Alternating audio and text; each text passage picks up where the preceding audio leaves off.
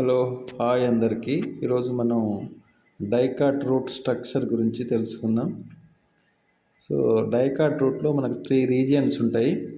ఒకటి meristematic zone ఇక్కడ ఉంటుంది, ఇక్కడ ఎలాంగేషన్ జోన్, ఇక్కడ మెచ్యురేషన్ జోన్స్ అని 3 జోన్స్ ఉంటాయి. సో ఇక్కడ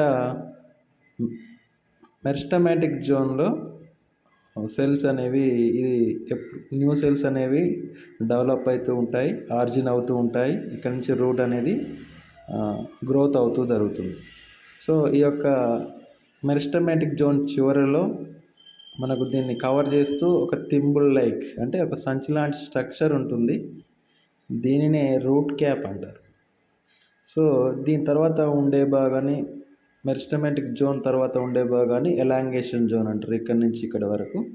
సో ఇందులో సెల్స్ అనేవి లాంగ్గా ఉంటాయి.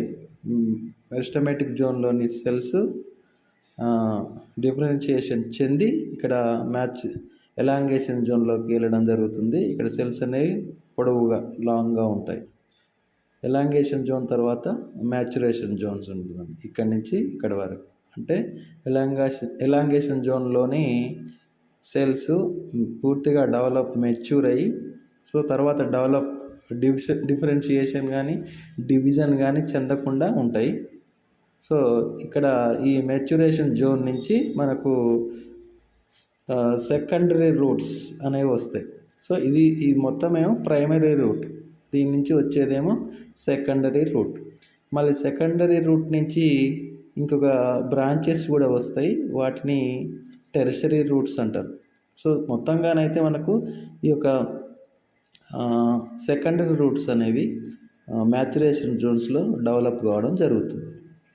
సో డైకాట్ స్టెమ్లో ప్లాంట్లో రూట్ అనేది డైరెక్ట్ రాడికిల్ నుంచి డెవలప్ అవుతుంది. రాడికిల్ నుంచి direct elongation of radicle developed into main root. From the main root branches are arised, they are called secondary roots, and these secondary roots also containing small hair like structures, they are called root hairs.